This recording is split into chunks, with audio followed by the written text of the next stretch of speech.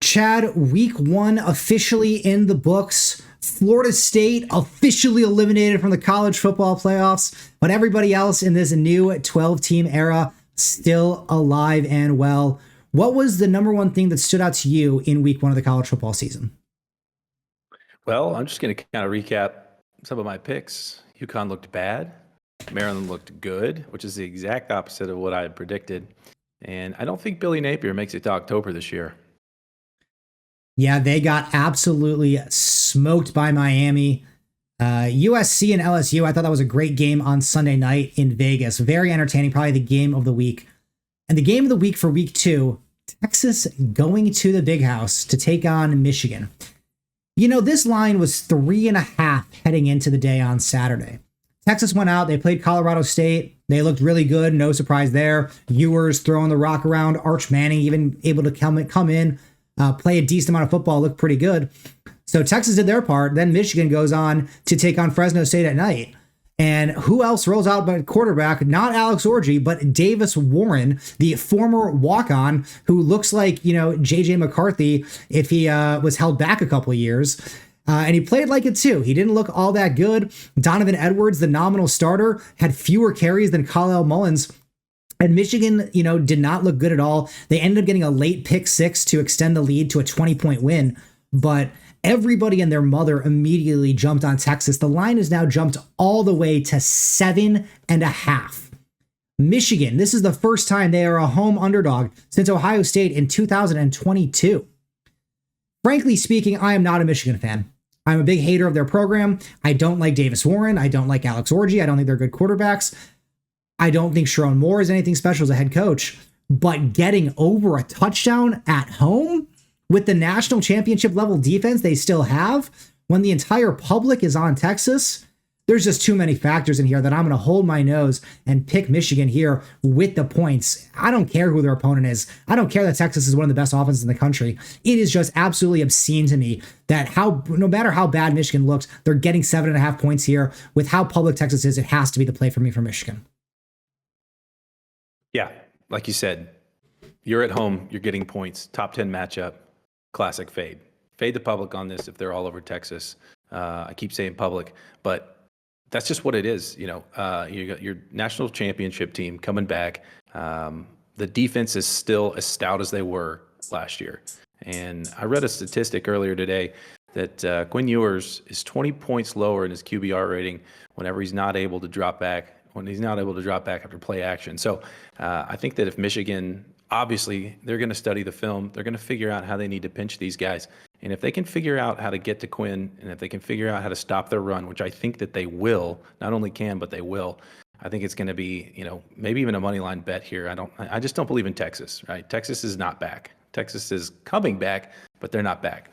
But just to play devil's advocate here, Jake, Sarkisian has 46 guys on this squad who beat Bama last year.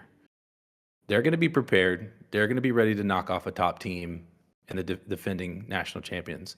But I also think that Sharon Moore is going to have his boys ready in the Big House. So I'm going to ride with you here. I like I just like the logic here. These guys are getting 7.5 at home. Let's take them. Yeah, the crowd is going to be going absolutely crazy. Massive stadium.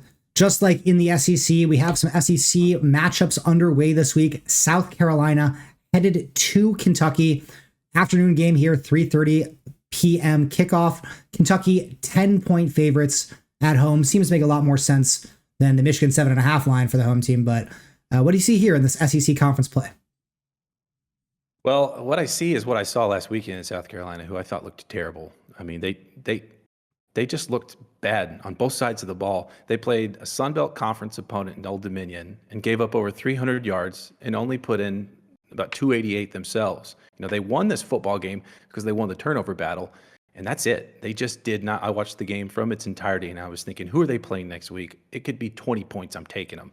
So you top that with Kentucky's coaching staff and Mark Stoops.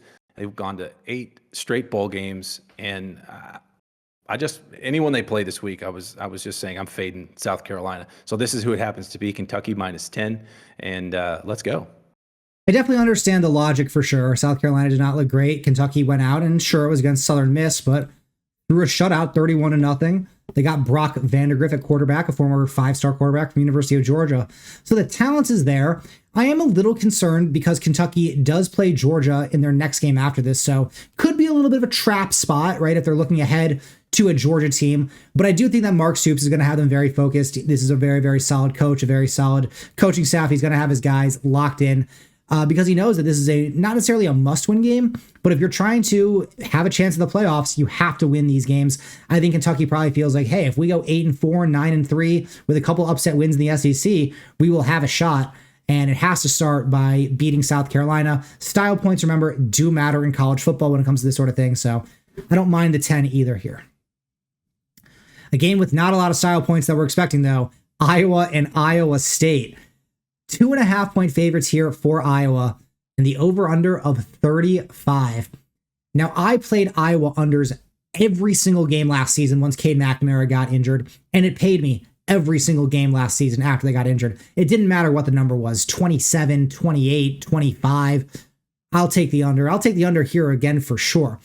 Iowa loves to play the exact same style that they've been playing all along. Doesn't matter if Brian Ferentz is there or not. They want to run the ball, control the clock, have good punt coverage to flip the field, and play rock solid defense. And I think that's what they're going to intend to do.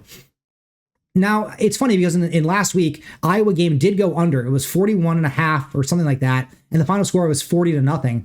Iowa went out and they had more receiver touchdowns in yesterday's game than they had the last 2 years combined.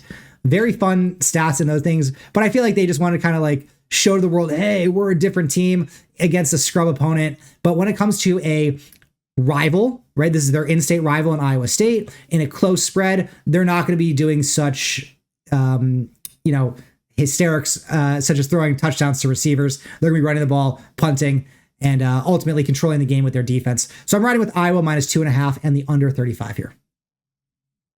Yeah, those 3 touchdowns may have just been a little shot across the bow at Iowa State to just say, hey, this is what you need to look at this week, because I was watching that game too, and I was thinking, where's this coming from? Cade McNamara looked good. The defense of always, as usual, looked good. And I think it's a good pick. Iowa looked pretty strong. I didn't watch Iowa State, but I watched some highlights. I looked at some statistics, and the Cy-Hawk Trophy is probably going to go to Iowa this week. 2.5 is right there in that sweet spot. I can see them winning by a field goal. I can see a really low-scoring game. But again, devil's advocate, I like Matt Campbell. I always have. I like what he's done with this program. But I think Iowa is just got a little bit more this year in the tank. So let's ride that minus 2.5.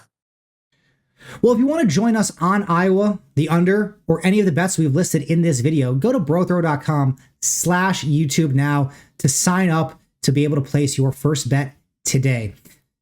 Chad, the next game I want to talk about, Kansas State headed to New Orleans, taking on Tulane.